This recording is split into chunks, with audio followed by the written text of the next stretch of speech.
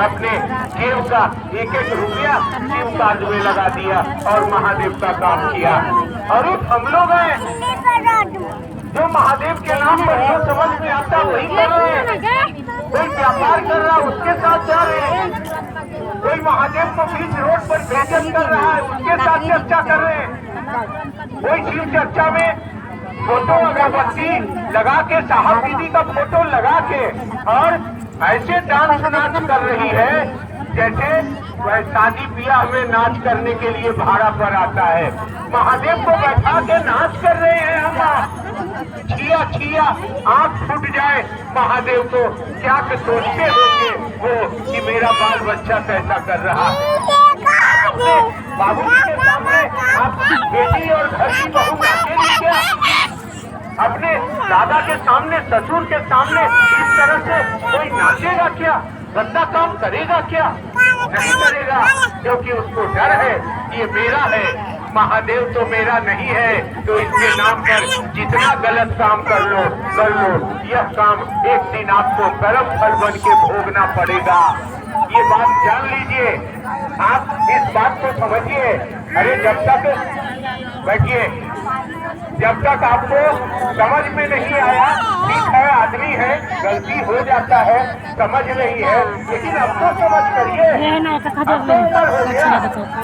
अब तो समझिए इस बात को कि बाबा है मेरे,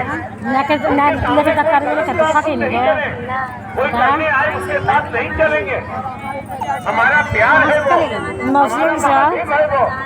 हम अपने महादेव को जितना अच्छा रखेंगे उतना अच्छा उनका प्यार हमको मिलेगा।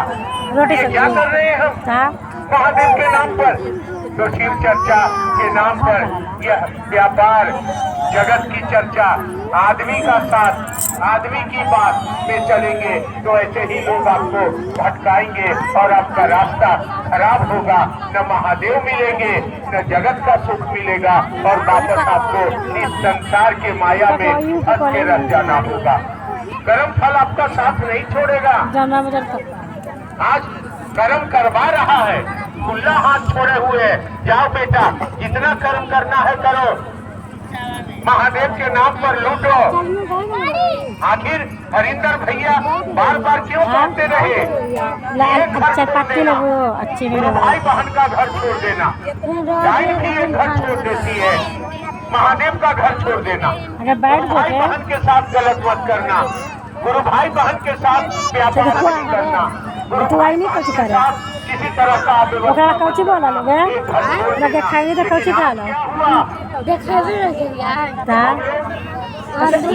कैसे जाने के लिए बहन का घर ही कैसे जाने के लिए उसी के घर में चर्चा के नाम पर तरह तरह का व्यापार कर रहे हैं, तरह तरह का तमाशा कर रहे हैं। अरे ये महादेव से इश्क है, तमाशा नहीं है। इश्क कैसा होता है खुदा से मैं बताऊं एक छोटी सी कहानी। एक मंसूर नाम के फकीर हुआ करते थे। मंसूर एक दिन अपने जिससे वो मोहब्बत करते थे उसकी टोपी लेके बैठे हुए थे। भगवान उधर से आए और मंसूर से कहा, मंसूर ये टोपी बेचोगे क्या? दरअसल वो टोपी उनके खुदा की थी, ईश्वर का था। मंसूर टोपी बेचोगे क्या? मंसूर ने कहा नहीं। कहा ईश्वर ने कहा ये टोपी मुझको दे दो, बदले में जो चाहो मैं तुमको दे दूंगा। मंसूर ने कहा तू कुछ नहीं दे सकता मुझको, जाओ यहाँ से। कहा मैं ईश्वर हूँ, मैं सब दे सकता हूँ, मान लो दूसरा। उसने कहा मंसूर ने काम कर खुदा ये टोपी मैं तुझको देता हूँ, इस दुनिया के सारे लोगों को जहन्नुम में डाल दे, इसके बदले मैं तुमको टोपी दे दूंगा। इतना में काका बाड़ी भीड़ लागो तो खाली होए जहन्नुम यानी नरक में नहीं डाल सकता, कहा क्योंकि किसी का कर्म अच्छा है जारी रो लाए चुप पे न होवे तो भगवान प्रिंस बनेगा, वकनास तो इंसान बनेगा। प्रिंस वकनानो वाला तरस नहीं दे सकते तो कहा ठीक है एक काम करो, सभी आदमी को जन्नत में डाल दो यानी स्वर्ग में डाल दो।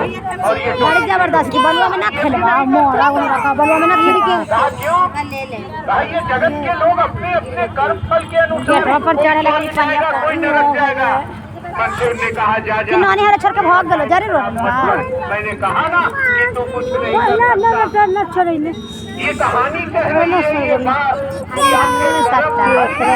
आपको या तो स्वर्ग देंगे तेरे या तो लावे लगी रो नरक ले देंगे। जारी मेरे लेके आई लिया गिरवो के लिए भटकाए हो गिरले हम गिरले ले महादेव के नाम पर कैसे गिरा लिए ये कार्यक्रम किया जा रहा है। ऐसे गिरा हां इस चर्चा में कोई खर्चा नहीं है ऐसा लोग बोलते हैं, लेकिन इसमें भी खर्चा है। ठीक है ये माइक बाजा ठीक नहीं बज पा रहा है, इसके चलते हमारे माइक को फुल वॉल्यूम में बजाना पड़ रहा है। मेरे अंदर के माइक को वो बात अलग है। तो ये बाजा